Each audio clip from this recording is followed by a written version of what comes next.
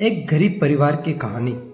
गांव की एक छोटी सी झोपड़ी में एक गरीब परिवार रहता था। परिवार के सदस्य थे पिता रामू, माँ श्यामा और उनके दो बच्चे मुन्ना और गुड़िया। वे अपने छोटे से जीवन में खुश थे, लेकिन गरीबी उनके जीवन को कठिन बना देती थी। रामू गांव में मजदूरी करता था और श्यामा घर का काम करती थी। मुन्ना और गुड़िया शाम को खेलने जाते थे। वे अपने माता पिता की मेहनत देखते थे और खुश रहने की कोशिश करते थे। मुन्ना और गुड़िया को पढ़ाई का बहुत शौक था। वे अपने पिता की कमाई में से थोड़ी थोड़ी बचत करके खरीदी गई किताबों से पढ़ते थे। वे दोनों जानते थे कि शिक्षा ही उनके जीवन को बेहतर बना सकती है। एक दिन मुन्ना और गुड़िया का स्कूल जा रहे थे, पर उनके पास स्कूल फीस देने के लिए पैसे नहीं थे।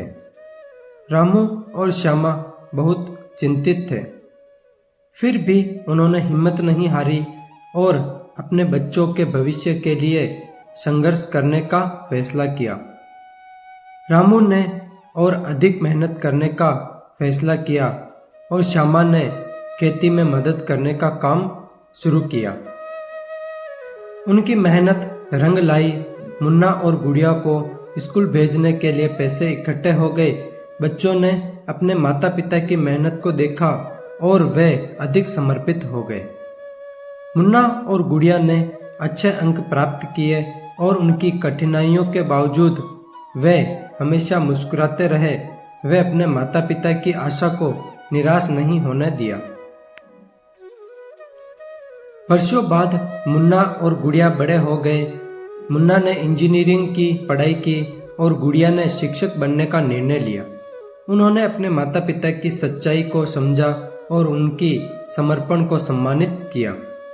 वे अब अपने परिवार को समर्थन करने में सक्षम थे और उन्होंने अपने माता पिता के लिए एक नया घर बनवाया। रामू और श्यामा की आंखों में आंसू थे, लेकिन ये आंसू खुशी के थे। अंत में उनका संघर्ष और समर्पण उन्हें उनके सपने साकार करने में मददगार रहा। यह कहानी हमें यह सिखाती है कि कठिनाइयाँ सिर्फ अस्थायी होती हैं। अगर हमारी संकल्पना मजबूत हो तो हम किसी भी समस्या को पार कर सकते हैं। मिलते हैं नेक्स्ट वीडियो में, तब तक के लिए जय हिंद, जय भारत।